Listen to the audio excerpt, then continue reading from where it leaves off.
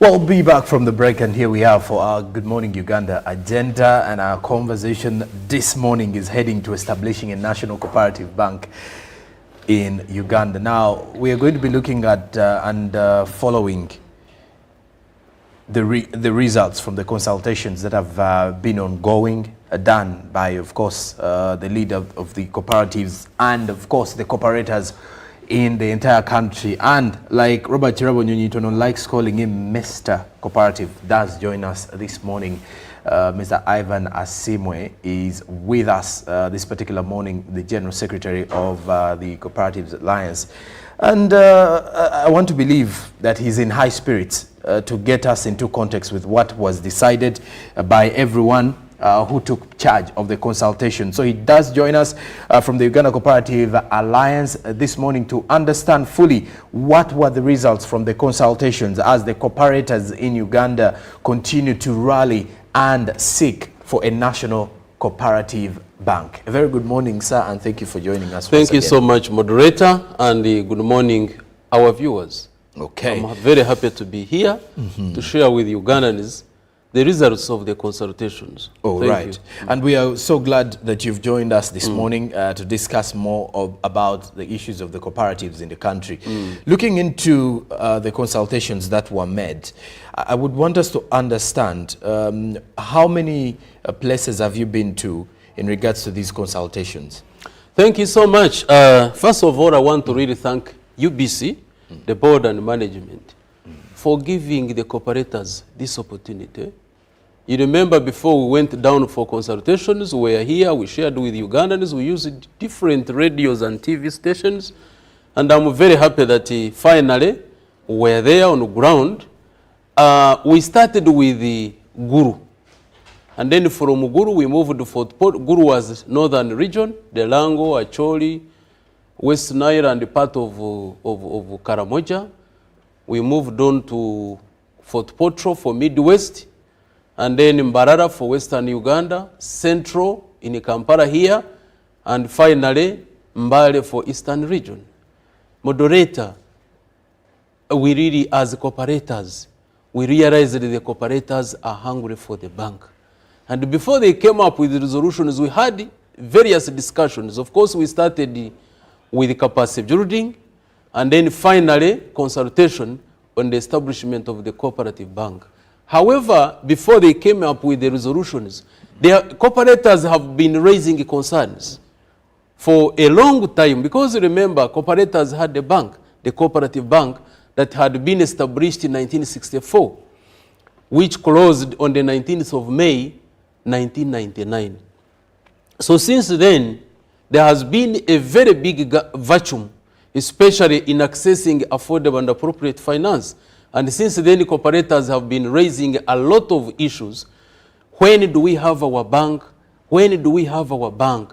Because ideally what the cooperative bank does, it goes through the cooperative structures and the way it used to work. For example, if you're a member of a cooperative union coffee, then the bank would give money to the union in the form of crop finance. Then the union would extend this money downstream to the primary societies. So if Ivan was a coffee farmer, the coffee has not yet matured, but my child is going back to school, I would not need to run to these money lenders to borrow money, or even to these middlemen to sell my garden before the coffee has matured. So ideally what would happen, I would now go to my society without even necessarily taking my wife or my husband as guarantor, without any security, because the security would be the coffee which I'm going to bring when at the time of harvesting. So it was very clear. I now go, pick the money, take my child to school, and then after I harvest my coffee, bring it to the society, and then they deduct the advance and give me the balance. That is how the system was working very perfectly. Now, because of that gap, cooperators have been asking for long, since 1999, how do we close this gap?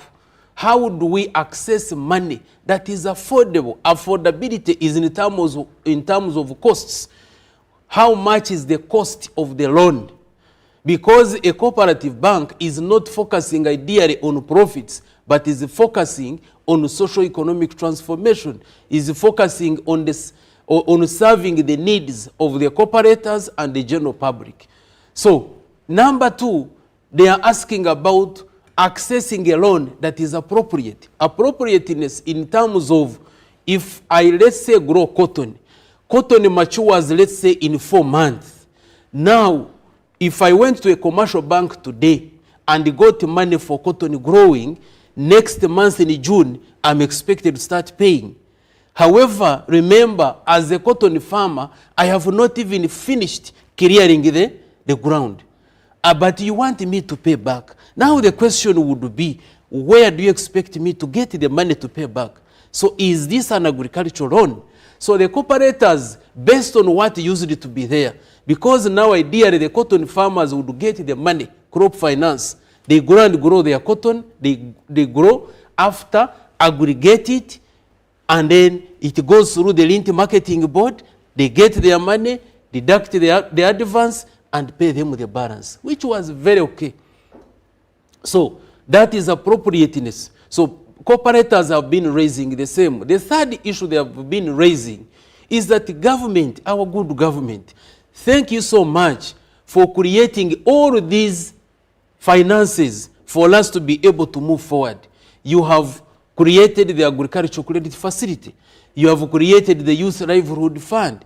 You have created the women entrepreneurship fund and other funds. However, we are not accessing this money. This money is lying in commercial banks. The smallholder farmers, me, Ivan, you, whoever, Joram, you are not getting this money. Where is this money? So, they are now saying, the cooperators, can this money be available to us? Can it go through our own bank? And then lastly, what they have been asking is that, yes, we have accounts in these commercial banks, but we have never been invited to attend their annual general meetings. We are not shareholders of these banks. So at the end of the day, all the money that they deduct from us, where does it go? Do we have a stake in these commercial banks? So finally, they now say, it is high time, given the strengths that cooperators have now. You know, we have very big cooperatives, the unions, the circles that have the capacity to establish a bank. So eventually they say, no, we need to have our bank. I want really to inform all Ugandans that the nationwide consultations have moved on very, very, very, very well. I want to thank the government, first of all, for creating an enabling environment for us to move out and consult the cooperators. Number two, I want to thank the RCCs in all these cities that provided enough security. We were very okay, and everywhere we went, a resident city commissioner would be there. They would attend, and they are very positive. You know, Ugandans, I want to tell you, moderator, Ugandans want their bank. Whether it is the politicians, whether it is the cooperators, Ugandans have their own, want their bank based on the issues that I've just raised. So just take an example. We went to Guru first time. So before we could even start talking, when we were just starting, on the expectation is 95% are, when is our bank starting? Without even telling them. So whenever you meet cooperators who are beyond 2, the question they ask you, when are we having our bank? That is the question. Then you ask them, but why do you want a bank? They say, you man, for you are in Kampala, you don't know what is happening on the ground. I have just sold my coffee garden. Not coffee, I want Ugandans to listen to this. I have just sold my coffee garden. Why? My son was admitted somewhere, but I don't have money. The coffee has not yet matured. I need money. I cannot sell land. I would rather sell my coffee. Then interestingly, you ask them, so how did you value your garden? Not even the coffee. He says, you know what? I sit with the middleman. We estimate how much I'm expected to, the expected output, and then that is it. And then he deducts certain percentages. Now you find that the coffee, which is worth 1 million, you are surrendering it at 500,000. So in other words, you are enriching the middleman, for you are continuing to lose out. So based on that, cooperators' expectations were so high they want a bank. So eventually, just in Guru alone, they came up with resolutions. Number one, we want our bank. And it's not only Guru, this is now across the country. We want our bank. Now question number two, yes, you want your bank. Fine, but starting a bank is not like starting a restaurant. A bank is huge. Do you have the money? What are you saying, General Secretary? We have the money. Can you imagine? These are circles telling me and the unions. We have the Don't talk about the money. We have the money. Okay. A circle like Wazalendo has now hit $1 trillion. You know, Mr. Ivan Asimwe, on that note, let me first cut you short. When they're saying they have the money, did they also share why they no longer feel interested in banking with the commercial banks? Yes, like I mentioned. You see, why they are not, they are asking, you see, the more you get educated, the more you get to understand. I want to ask you, moderator, you have an account in the bank. Two of them. Two of them. Number one, are you a shareholder? No, I'm not. Number two, have you ever gotten a dividend from that bank? No. Number three, have you ever been invited to attend an AGM of these banks? No. So ideally, it's not your bank. Someone, that is the word poor. You are passing on opportunities to someone. Someone is making money for you are not making money. So ideally, what we should be focusing on, and that is the beauty with the cooperatives. The beauty is that you consolidate your wealth.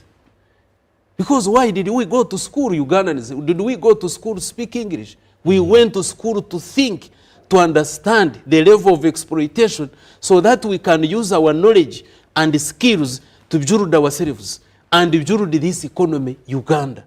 So ideally, that is the issue they are saying. Yes, we have accounts there, but we do not own them. We don't have a stake there. The dividends, we don't get them. And even the services, these ones are focusing on profits. But for us, we are farmers. We are not focusing on profits. So can we get a bank that is going to listen to us when I'm a cotton farmer and I know I'm going to harvest my cotton in 4 months? Can you, for example, give me a loan for 4 months? After you have harvested, kindly the bank, I pay you. But the banks are not listening. The banks are focusing on take the money today, May, June, you start paying back. Can I, for example, go to a bank and they don't request me for a title? No, the banks want security. But for a cooperative bank, ideally, it goes through the cooperative structures, meaning that, Joram, if you're a member of a primary society, which is a member of, let's say, Bugis Cooperative Union, which is in Kofi, then maybe you are in Bududa, then the banker will give the money to the union, and the union will directly put this money in the primary society in Bududa. So that instead of getting transport to go to Mbale town, to go and borrow from a commercial bank, then you just go to your society at the Bududa playground, you sign for your money at the primary society. The contract is we are giving you 1 million on a condition that when the coffee has been harvested, it will come to the store. They deduct the advance and they give you bank the balance. That is very fantastic. And this is how it is working in the developed world. You go to Netherlands, you go to Korea, you go to Brazil. Farmers have access to money because they have the produce to deliver to their societies. So that is how it works. Then resolution number 2, moderator. The cooperators are saying, we are ready and willing to capitalize the bank. Can you imagine? You see, when you are seated in Kampala here, you remember before we went, that was a question. Are the cooperators willing? I said, I don't know. Let us go there and see. Are the cooperators willing to put in money? I said, no. You remember you asked me, I said, no. I don't know. Because I cannot speak for 18 million people. But when we went on the ground, the situation is different. These people want their bank. they are ready to capitalize it. And then thirdly, the same people in all regions, they are telling government, yes, we had our bank, it collapsed in 1999, fine, we are not going into we are not going into history to start engaging government, what happened. No, our government, we don't have a problem. But as a government, can you provide us with the seed capital?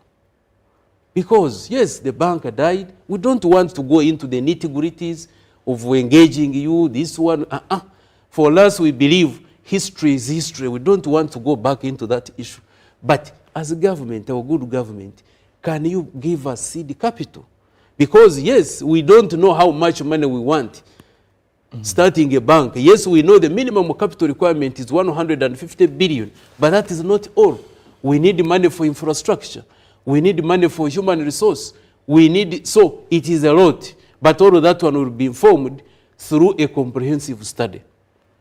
However, assuming we need, let's say, 1 trillion, and the cooperators can raise like 400 or 500 billion, now the financing gap, they are requesting government, that our good government kindly support us with the seed capital. Now, the seed capital can either be treated as equity, it can be debt, or both. As we're talking about government, do we have, during these consultations, have we seen any of, government leaders, say, members of parliament, and of course, other ministers, part of these consultations? Oh, very fantastic. Very fantastic. Along the way, and in all the regions, Ugandans, parliament is with us. We had members of parliament in all the regions. Mbale, for example, we had over 7 members of parliament sitting on different committees, committee on trade, committee on budget, committee on environment, committee on local government. They were there. And they have, the voice is the same in all the regions. Parliament is very positive. Parliament is very supportive. They really want the bank as early as yesterday. And they are ready to do anything to make sure that Ugandans own a cooperative bank. Because you see, moderator, members of parliament are representing the same people who are having the same views. So whenever you are a leader and your subordinates are crying, you cannot sleep. It's like having children at home, but the children don't have food and they are hungry. Even your father or mother, you can never sleep. So the leaders are not sleeping because the constituents are really struggling on how to move forward, especially having access to affordable and appropriate finance. So based on that, the members of parliament are very positive, and I want to thank them. I really want to thank Parliament of Uganda for their support to Ugandans to have their own bank. I want to thank our minister, the Minister of State for Cooperatives, Honorable Gume Frederick. He was with us in all the regions. You can imagine a minister moving to every region. We are in Guru, we are in Fort Potro, we are in Mbarara, we are in Kampala, in Mbale. All regions were together. The passion and love he has for cooperatives. So I want to thank him, and he's very supportive. And all of these resolutions are not the resolutions of UCA. They are not the resolutions of the minister, neither the ministry, but the resolutions of the cooperators. So the cooperators officially handed over these resolutions to the minister in every region. And you know the message, Honorable Minister, we love you so much. Members of Parliament, we love you so much. But we want you to take these resolutions. They are here. In every region, they are all here. Take these resolutions, escalate them to higher authorities. They are requesting the minister, kindly take the resolutions to Parliament, take the resolution to His Excellency the President. This is what we want. So these are not our resolutions. Another resolution is that they are asking government, that thank you government, our government, for creating an enabling environment, and also for creating funds for the smallholder farmers especially, and other SMEs. However, this money is lying in commercial banks. And we are not, majority of us are not accessing the money. These are the people, the cooperators themselves speaking. So whatever I'm mentioning here I am representing those people. So now, what we want as government, you bring this agricultural credit facility, the Youth Livelihood Fund, the PDM, the Myoga, the Women Entrepreneurship Fund, instead of scattering it in the different banks, consolidate it in the cooperative bank. It is the cooperative bank that will understand what we want, and then we are able to access it. Because I want to tell you, moderator, government has done a lot in creating this fund. However, the question is, are these people, the small holders, are they accessing the money? And according to them, because I remember even the minister posed the question that how many of you have accessed this money, especially the agricultural credit facility. You can imagine in all the regions, no cooperator has received this money. Now the question is, who has received this money? So if you want this money to be accessed by Ugandans, pass it through the cooperative bank. Another thing, another resolution is that the cooperators are requesting government to create an enabling environment for the functionality of this cooperative bank. Because the cooperative bank ideally does not operate like a commercial bank. Like what I've explained, it works through the cooperative structures. If you are, let's say, someone in Kabongo, a member of the SACCO will get this money from the cooperative bank and is able to on-lend it to the farmers or whichever in Kabongo. And then even the SACCO will be able to save directly with the cooperative bank. So that modality is not really, we need to have an enabling environment that will allow the bank work directly with these farmers. You know, Bank of Uganda, or the central bank, has got its own requirements, especially repayment rates, the risks associated, such things. However, now this is a bank which is unique, that is dealing majorly with the farmers. So the farmers' businesses are different from businesses in Ichikubo. In Ichikubo, you open a shop, within 2 hours, you get clients coming in to buy your goods. But if I'm a farmer, let's say I grow cocoa in Ibundibujo, I need like 3 years for me to start harvesting and making money. However, the commercial bank may say we want repayment. Central bank will, of course, they have their guidelines. You give loans to farmers, they should start paying back. But the other side, you remember, the farmers have not harvested cocoa. So which bank is going to address this gap? So the cooperators are requesting, let the government create this enabling environment for us to create the bank. Then lastly, there was also an issue of some, anyway, before I come to that one, they also, cooperators agreed that their apex body, which is Uganda Cooperative Alliance, should continue to spearhead the entire process of establishing the National bank. Cooperative Bank. Yes, because it is their apex body. Then lastly, unanimously the cooperators agreed in all the 5 regions that they are tired of masqueraders. In this country, there are people masquerading as the cooperative alliance. So they have said, please, we do not want to hear anything to do with other cooperatives which are not formed as cooperatives, calling themselves alliances. Because in Uganda, there is only one alliance, which is Uganda Cooperative Alliance. The rest below Uganda Cooperative Alliance are unions. There is nothing else called an alliance. So they totally disowned it and requested the office of the registrar to immediately deregister these organizations who are masquerading, and then even the minister to take immediate action. And now, following the end of these consultations from the various regions, one would ask, what is going to happen afterwards? Now, what is the Cooperative Alliance working towards achieving the goal that many of the cooperators feel will be a starter for their growth and sustainable development? And again, the consultations are done here. Do we expect a bill to be tabled in Parliament?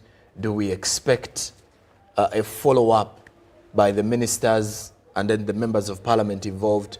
What next for the Cooperative Alliance? Thank you so much. Thank you. Before we did all these consultations, first of all, I want to thank His Excellency and the government that the Cabinet approved the decision to start a cooperative bank. Okay. So whatever we are doing has already been passed by cabinet, which is the first step, because we could not go to consult without cabinet approving. So it approved. Now we are done with the consultations, because it's a process. Like I mentioned, starting a bank is not like starting a small hotel. So we have done the consultations. Now we are coming on ground to do a comprehensive study. Now the comprehensive study will tell us the infrastructure required, the human resource required, the capital required, the financials, all that needed. And then finally, that is when we shall know the next step. Because you cannot start a bank, for example, when you don't know how much capital you need, when you don't know the infrastructure and the human resource and everything, the legal framework. And then finally, like you are saying, our study plus these resolutions will be handed over to the minister, and the minister will table them in the cabinet and also parliament. That is why these resolutions were handed over to the minister for escalation. So from the research, we shall now go to other consultations. Okay. Are you seeing the process? I am. Other consultations, other stakeholders. It is not only the cooperators. No, we have other stakeholders. We have the academia. We have the central bank. We have the researchers. We have the legal fraternity. We have the accountants. So all those will be consulted. So that why we are doing this, moderator, is to avoid what happened in the past. Okay. Like I mentioned, we do not want to walk in the dark. We want to make sure that everything is clearly streamlined, so that by the time we launch it, we have done all the background that is required. So that is where we are heading. And then finally, we also we have requested our minister that we need time to sit with His Excellency the President, because we have a 14-man committee that is steering this.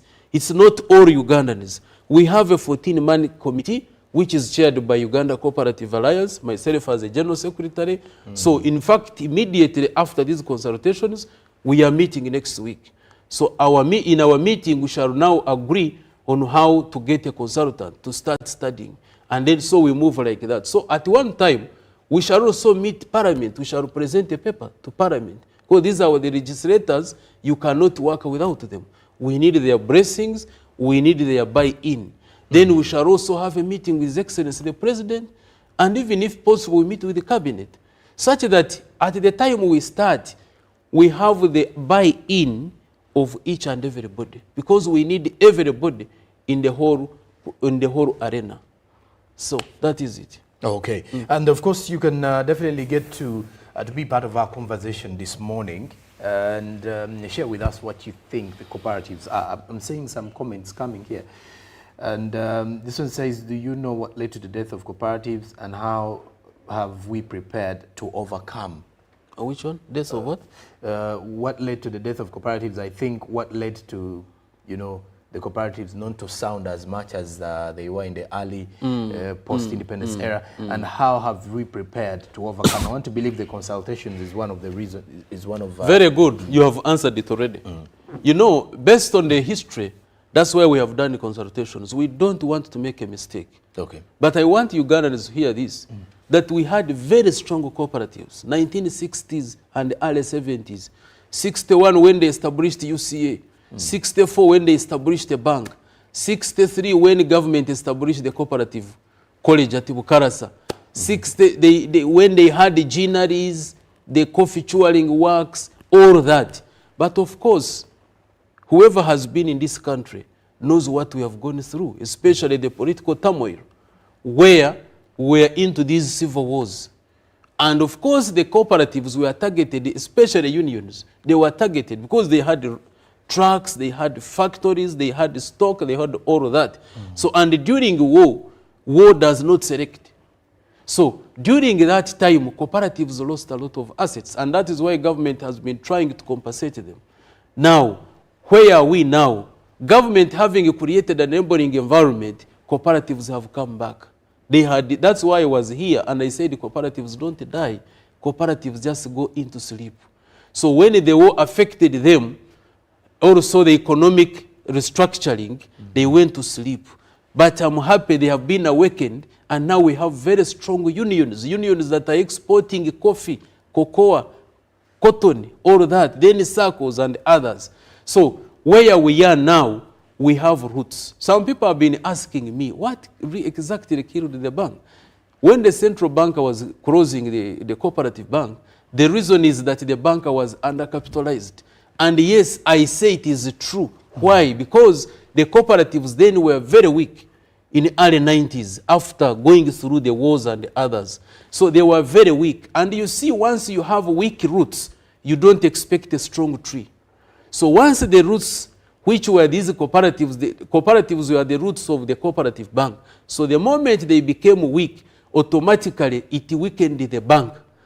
But where we are now, because cooperatives are very strong, then we expect to have a very strong bank in as long as you handle the process properly. And that is why we are going through consultations.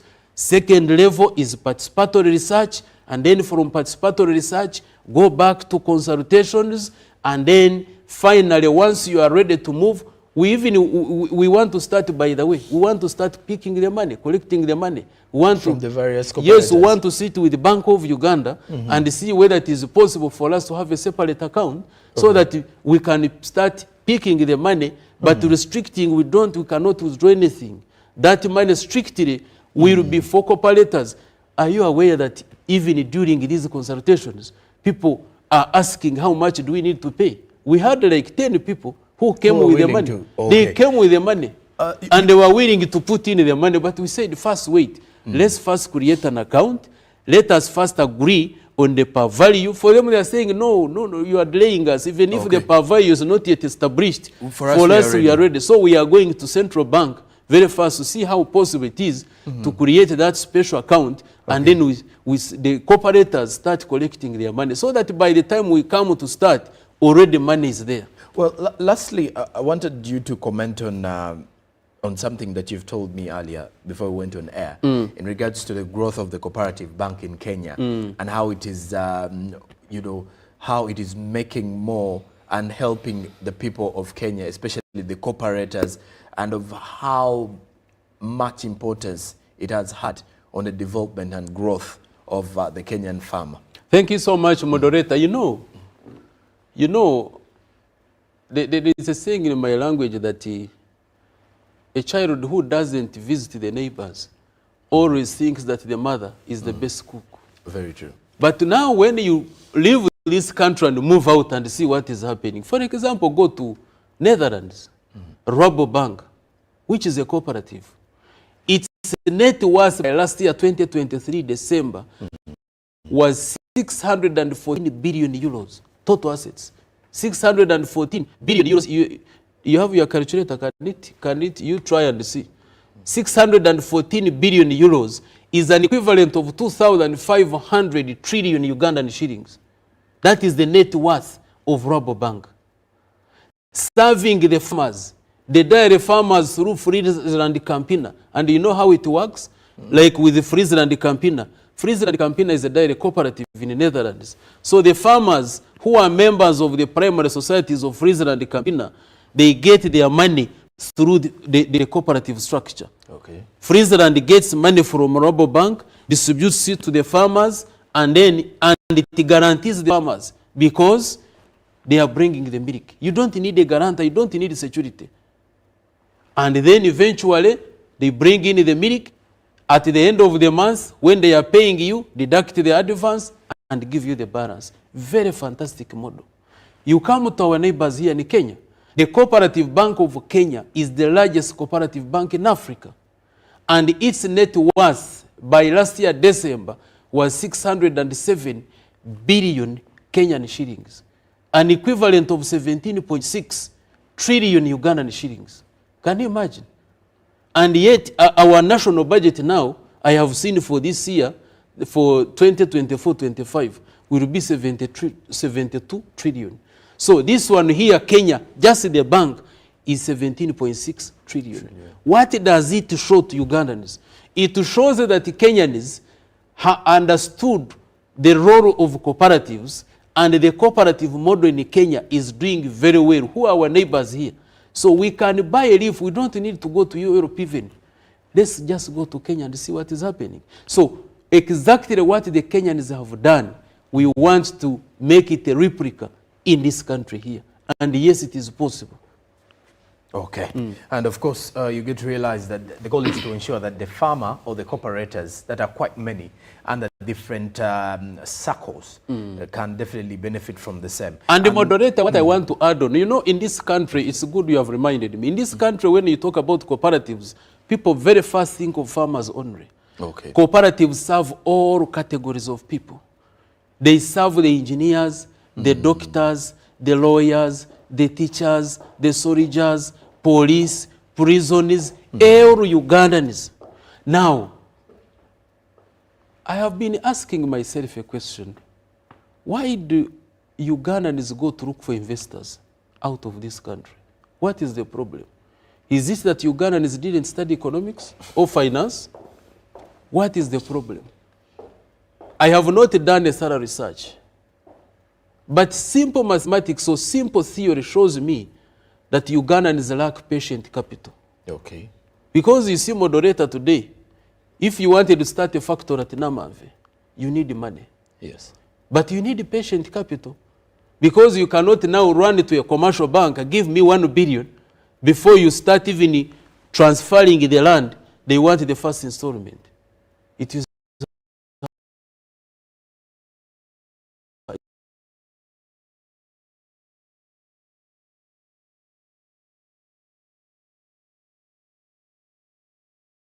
it has not helped you. You need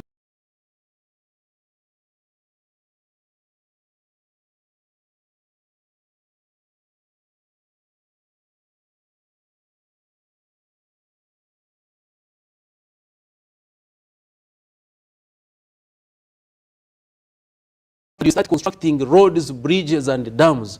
That one will create jobs to Ugandans. Number 2, it will build the capacity of the local citizenry. Then those who are engineers go to doctors.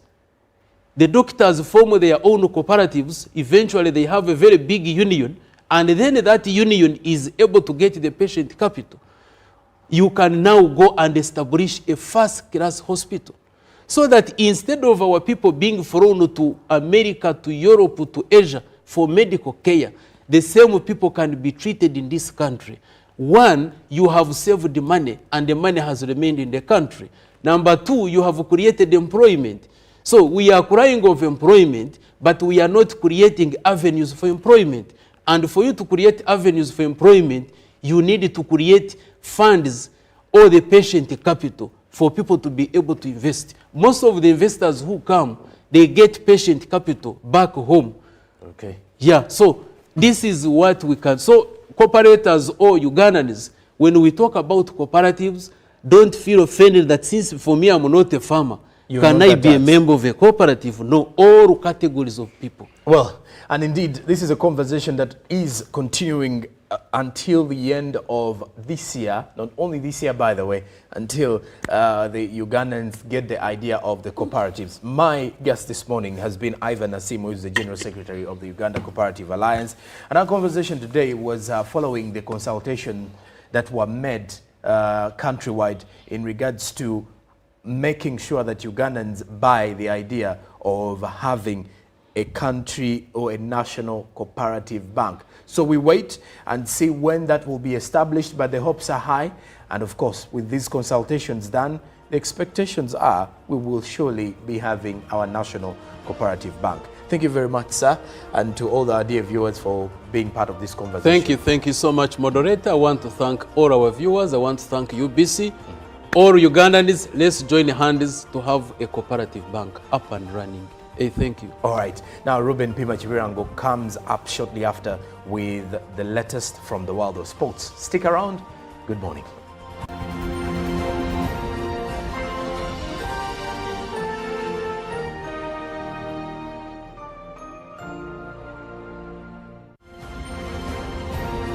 Live from UPC Studios in Kampala, this is Good Morning Uganda.